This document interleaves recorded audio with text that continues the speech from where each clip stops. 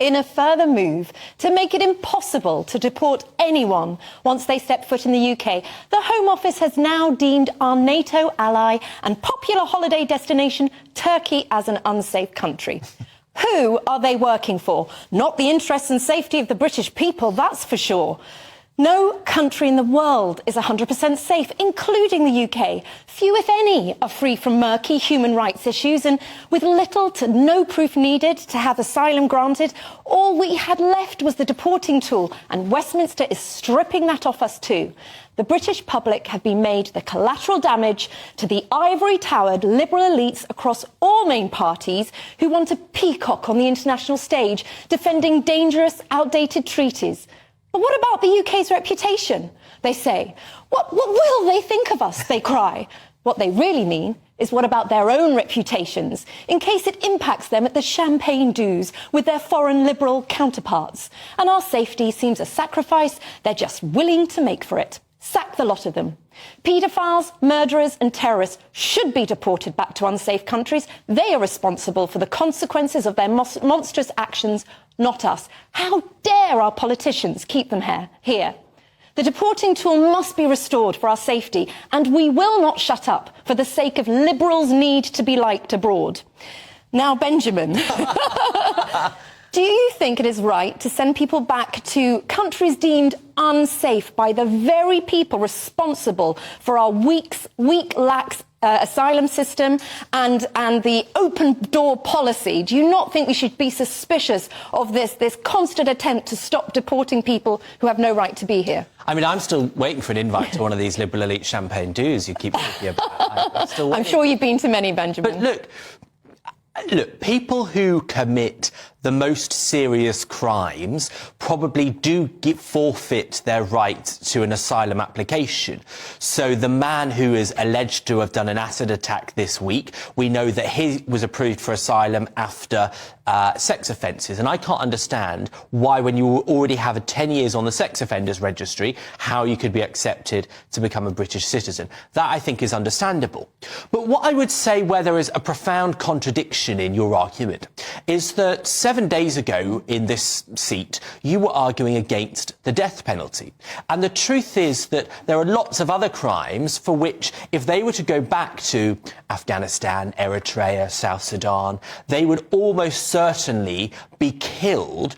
And so you are effectively giving them the death penalty for a range, some of them middling crimes. Well, I disagree with the death penalty because I didn't think it was hard enough. I think it was too safe, too quick for the most monstrous of criminals. Secondly, if you come from these countries that are often very violent, often very patriarchal, misogynistic cultures, and you come over here... Like reform. A bit... yeah, I mean, that's just rubbish. But I am just saying, I think taking away the right of a country to deport, because we can't deport the Afghan who's put acid over, allegedly thrown acid over the women and children because he is from what's deemed as an unsafe country. We need to stop that, send them back to where they came from, and I don't care if they suffer inhumane or degrading treatment. They have made British people suffer that. Yeah, they should have thought about that before committing crime in this country. I don't care. You're saying that they should be deported maybe for very serious crimes, for murders, paedophilia, and whatever else. I think it should be a blanket ban. If you shoplift, if you come to this country and you take refuge and solace and we protect you from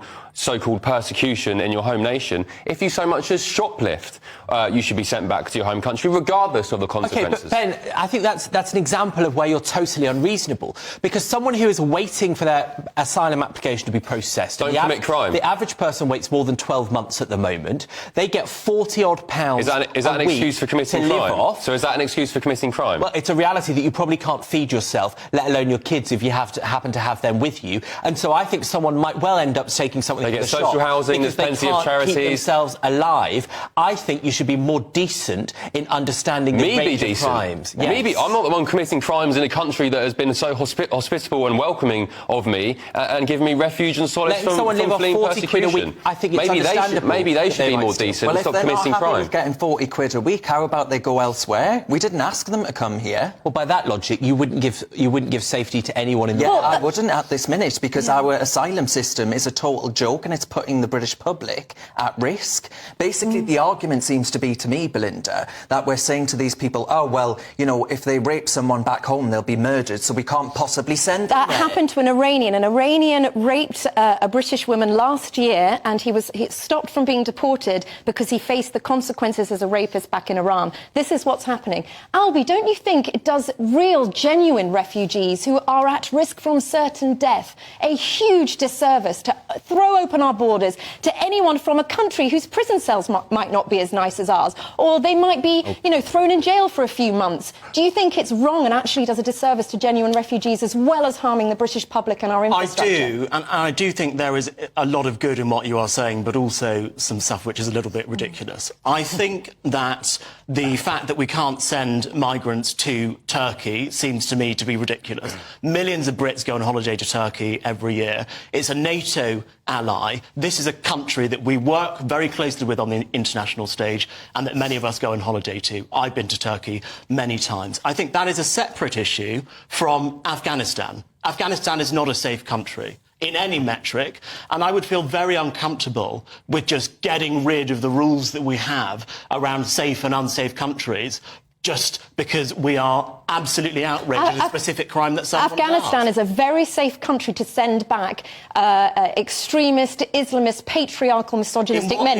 They will have a ball back there because those in power, those with the right to oppress, those who get all the goodies over there are the men from that background. So I don't think we should put the British people say Afghanistan is a safe country? But no country, for those sort of views, no country in the world is 100% safe. Under Labour, women like me will be thrown in prison for not adhering and submitting to gender ideology, pronoun, adherence. I'll be thrown in prison. Does that give me the right to seek asylum? Thrown in prison. They will up to 2 years for misgendering. That's what Labour's put out. Complete nonsense. And the fact is that you either believe in the decency and sanctity of human life or you don't. And I don't think we are a better, stronger, more civilised country by throwing people to places that stone women to death. But decency and respect works both ways. We've had the decency to welcome these people illegally into our country. We've looked after them. We pay them money. They're not illegal. They're not illegal. If they've been given asylum, they're not illegal. Well, illegal and illegal. Third time lucky. Right.